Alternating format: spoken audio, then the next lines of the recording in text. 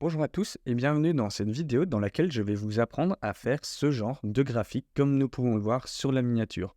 Ce sont des graphiques en anneaux qui par exemple dans l'exemple que nous allons voir aujourd'hui va être très pratique pour facilement visualiser nos sources de revenus et nos sources de dépenses ainsi que les plus gros postes de revenus et de dépenses. Je vais donc partir sur une feuille quasiment vierge.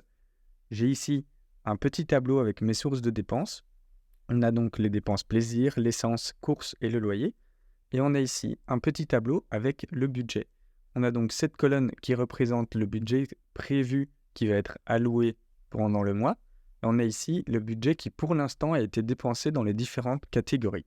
On va donc avoir ici deux colonnes à remplir. La première, c'est la colonne avec le pourcentage de dépenses qui a déjà été effectué. Et ici, avec le pourcentage qui va encore rester à être effectué d'après notre budget. Donc cette colonne, elle va pouvoir représenter ici les différents cercles de l'anneau. Par exemple, si le loyer correspond ici là à 82%, ça va être ici cet anneau-là. Et la colonne restant va correspondre à la partie manquante de l'anneau, afin de pouvoir facilement insérer nos différents noms de postes de dépenses. Pour créer notre colonne de pourcentage, je vais tout simplement appuyer sur égal et faire une simple division. Je vais donc utiliser le nombre que j'ai dépensé divisé par le nombre que j'ai prévu de dépenser sur le mois. J'appuie sur OK et je vais maintenant pouvoir passer cette valeur sous forme de format pourcentage. J'appuie ici. On peut voir qu'il l'applique directement. Je peux étendre ma cellule. On peut voir que tous les pourcentages se mettent automatiquement. Ici, je vais baisser un tout petit peu les courses pour notre exemple. Vous allez voir pourquoi juste après, mais comme ça garde ici tout simplement le bon ordre. Pour faire la quantité de pourcents restante, tout simplement, nous allons faire égal 1 moins la colonne qui est juste à côté. Donc, ça va nous permettre, comme vous pouvez le voir, 17 plus 83%, d'arriver à un total de 100% pour chaque catégorie. Et je vais pouvoir étendre ma formule. Une fois que nos deux tableaux sont faits, nous allons pouvoir insérer notre graphique. Je vais donc sélectionner mon tableau, aller dans Insertion, et je vais aller dans les graphiques en secteur, cliquer sur Anneaux. On a ici notre graphique, je vais pouvoir supprimer personnellement le titre et supprimer la légende.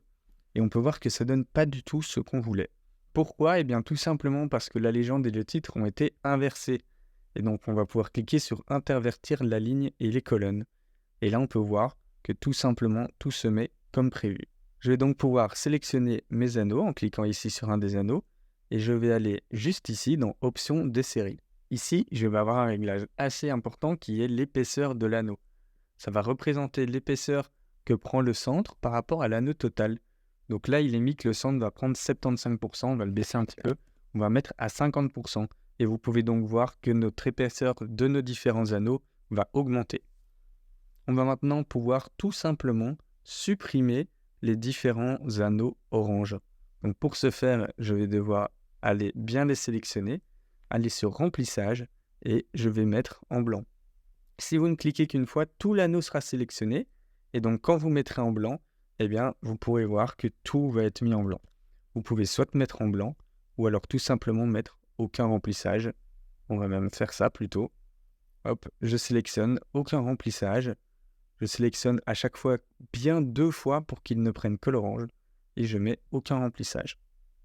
Ici, on peut voir si le loyer est à 70%, eh bien, tout simplement, notre jauge va se mettre automatiquement à jour. Ici, si je mets 60%, pareil, etc. On va le laisser comme ça ressemble beaucoup plus à ce que vous avez vu dans la miniature, mais ça dépendra vraiment de vos dépenses à vous. On va maintenant pouvoir rajouter les différents textes. Ça va être assez important pour facilement visualiser quel cercle correspond à quelle dépense. Je vais donc aller dans Insertion, Texte, Zone de texte, que je vais pouvoir dessiner. Et je vais écrire ici, plaisir. Voici, hop, je sélectionne tout mon mot et je vais le mettre sur la droite. Comme ça, il est bien collé à mon anneau. Voilà, là, c'est parfait. Si j'ai envie, par exemple, de supprimer le contour, je le sélectionne. Je vais dans Contour et je mets aucun trait. Pareil, je ne veux aucun remplissage. Et là, on peut voir que j'ai ma dépense plaisir qui s'est correctement notée. Ici, je me suis trompé, c'est pas plaisir, c'est loyer, mais ça ne change pas grand-chose. Je vais pouvoir faire un CTRL-C ou commande-C et puis CTRL-V ou commande-V pour dupliquer et pouvoir noter mes différents postes. Là, je vais noter du coup essence. Je duplique encore une fois. Je vais pouvoir noter cette fois course. Et puis, je vais pouvoir noter loyer. Je vais sélectionner mes 4 petits cadres, comme ceci, en maintenant la touche CTRL ou la touche commande. Je vais dans format de la forme. Je vais mettre aligner et puis je vais aligner sur la droite. Comme ça, j'ai tous mes cadres qui sont correctement alignés et j'ai la fin de tous mes mots qui sont correctement alignés, ce qui est quand même beaucoup plus propre. Je vais encore une fois dupliquer un de mes écrits pour pouvoir noter les pourcents. Ici, je vais tout simplement noter 17, je ne vais même pas noter 17%. Hop, et je vais tout simplement le placer au bon endroit. Ici, je vais un petit peu zoomer, ce sera plus facile pour le placer. Voici. Je vais copier-coller. Voici, le 17, il va ici. Au final, je me suis trompé. Ensuite, celui-là, il va là. Et ce n'est pas 17, mais il s'agit de 33%. Je vais pouvoir encore une fois dupliquer. Pour les dépenses de course, il s'agit de 60%. Voici. Et je duplique une dernière fois pour ma dépense de loyer. Et voilà. Vous avez maintenant un graphique parfait pour correctement voir les différents postes de dépenses. On va le personnaliser un petit peu plus en mettant un dégradé au niveau de nos formes. Pour ça, on double-clique sur l'anneau. On retourne ici. Et je vais par exemple sélectionner un bleu un petit peu plus foncé pour le premier anneau. Pour celui-là, je vais sélectionner ce bleu-là est parfait. Pour celui d'après, juste ici, je vais mettre par exemple ce bleu-là. Et pour le dernier anneau, le plus petit, je vais mettre cette couleur-ci.